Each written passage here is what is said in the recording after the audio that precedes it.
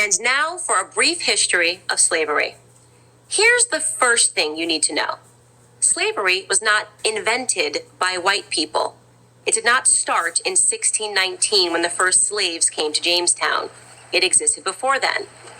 It did not start in 1492 when Columbus discovered the New World. In fact, when the intrepid explorer landed in the Bahamas, the native Taino tribe hoped that he would help them defeat their aggressive neighbors, the Caribs. The Caribs enslaved the Taino and, on occasion, served them for dinner. Slavery existed in Africa, Asia, and the Middle East. The word slave actually comes from the Slavs of Eastern Europe. Millions of them, all white by the way, were captured and enslaved by Muslims in the 9th century and later by the Ottoman Turks. Slavery existed when the Roman Empire controlled the Mediterranean and most of Europe from the 1st through the 5th centuries. Slavery existed when Alexander the Great conquered Persia in the 4th century BC. It was so common that Aristotle simply considered it natural. The slave master model was just how the world operated in the great philosopher's day. Slavery existed during the time of the ancient Egyptians 5,000 years ago. As far back as we can go in human history, we find slavery. As renowned historian John Steele Gordon notes from time immemorial, slaves were a major item of commerce. As much as a third of the population of the ancient world was enslaved.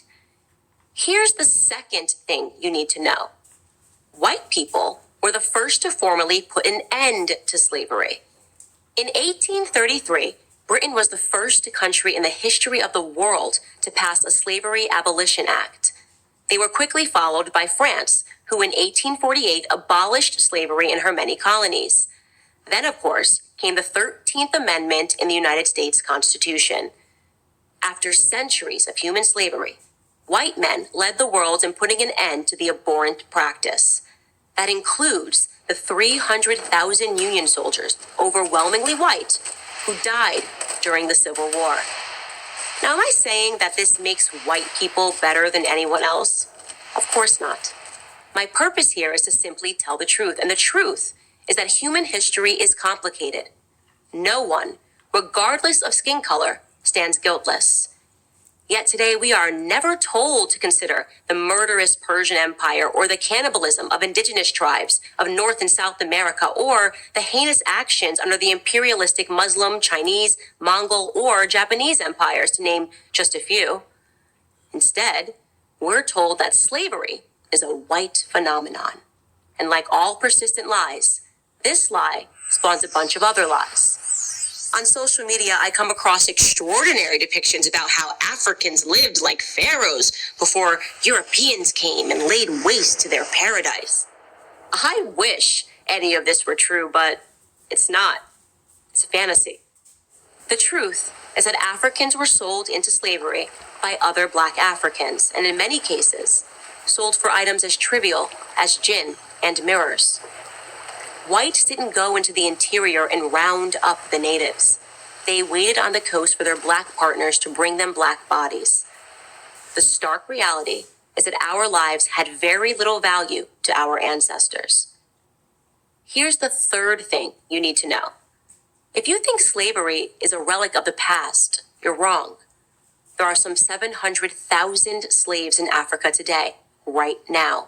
That's the lowest estimate that I could find. Other sources say there are many more.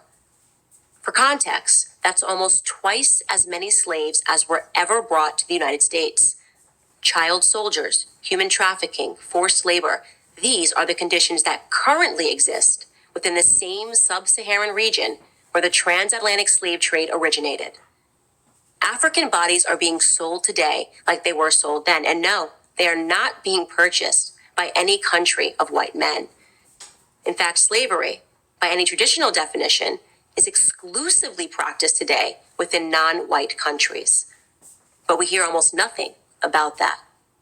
Just like we hear nothing about how slavery was universal until good people in Europe and America ended it 2 centuries ago. Why?